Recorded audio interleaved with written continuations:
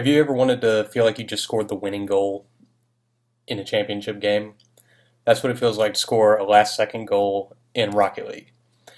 Rocket League's a video game, and it's as close to sports as you can get when you want to just do something competitive from home. Uh, this game it requires a lot of mechanical skill, and if you want to score a goal in Rocket League, then you'll need to know the basics of how to do it. Uh, I've been involved with competitive gaming since I was 14 and competed in MLG, Major League Gaming Orlando. And when it comes to Rocket League, I compete with the team in the IGL circuit, where we place first out of the 64 teams who qualified to play. Ground goals, aerial goals, and passing goals are the three main ways to score in Rocket League. For my demonstration, I will teach you how to score these goals, and I've added some clips as examples on how to do it. The easiest way to score a goal in Rocket League is on the ground. A power shot from the ground is one of the easiest and most effective ways to score in Rocket League. The key to performing this shot is a combination of placement, power, and picking your time to take the shot. You have to have control of the ball, and you have to do it when the opponent's giving you some space. To do this, you're going to take control of the ball, and when you're attacking down the field, if you notice that your opponent has given you a lot of space, then you can swing your car into the ball, and if you hit it just right, it's going to send an extremely powerful shot right at the top corner of the goal. It's incredibly difficult to save, and it's very easy to execute. Another effective way of scoring on the ground is through dribbling, and dribbling is when you carry the ball on top of your car.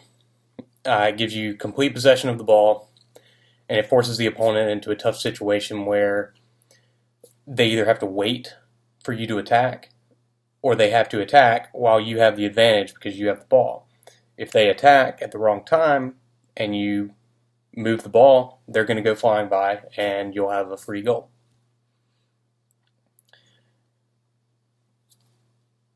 When you're dribbling, the final part of your dribble is going to be called a flick, and that's what your actual shot is.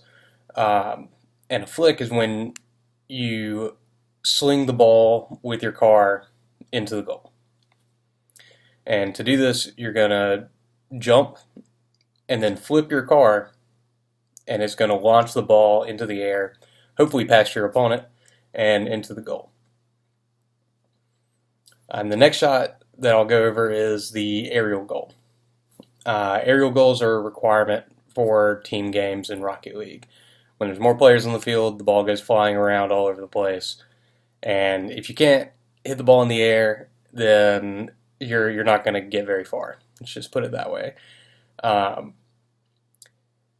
Aerials are when you boost your car into the air, and it's a little bit more difficult than something you would do on the ground.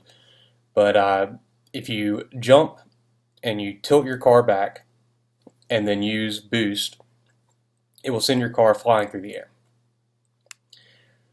When you're going for an aerial, you want to be extremely fast to the ball. Aerials leave you vulnerable to counterattacks. If you get beat to the ball and you go flying through the air, now your team is down a player and they're pushing on your goal. It's a counterattack. You have to be extremely accurate as well, because if you miss, even if you beat them to the ball and you miss, then you're also going to be slow getting back on defense, and again leaves you vulnerable to a counterattack.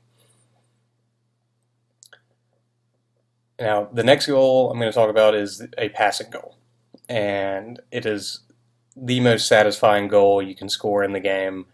It requires teamwork and vision and awareness, and it's just a combination of all of the key skills that you have to learn to be good at this game.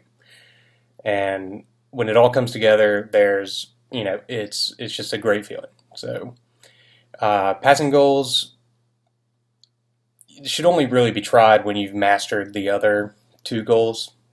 And The things you're going to need for that are a teammate who's willing to work with you to score goals, and the awareness to understand when your teammate wants to do that.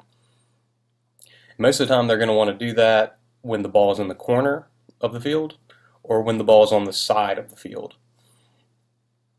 Why? Because they really don't have a good angle to shoot on the goal. If they had a good angle or a good shot to take, they would probably take it themselves. There's no reason to complicate it when you can just put it in yourself.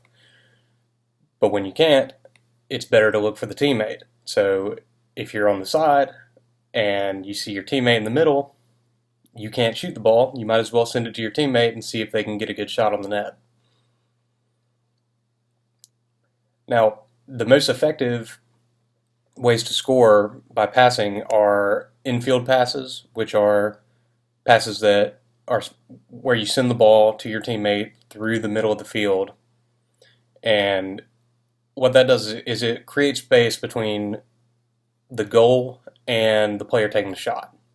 So when you send the ball directly across the infield, the goalie can't come out and block that shot because he's better off having to wait for it. And that leaves them very vulnerable to a well-placed shot.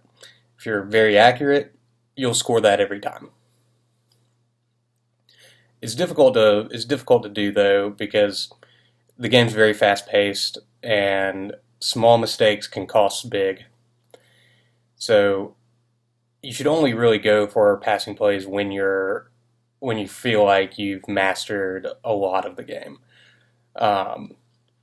Rocket League, it's a game with an extremely high skill ceiling, and those who play for years are still learning for new ways to beat their opponents. It changes every year, and it requires practice and playing time. But if you practice the three things that I've gone over today, then you'll be scoring goals in no time. And I really didn't use them too much, but my note cards, this is, my hobby for multiple years. I included some clips, some from me and some from others, on what these goals look like and when they're performed properly, how they work out. So, thank you.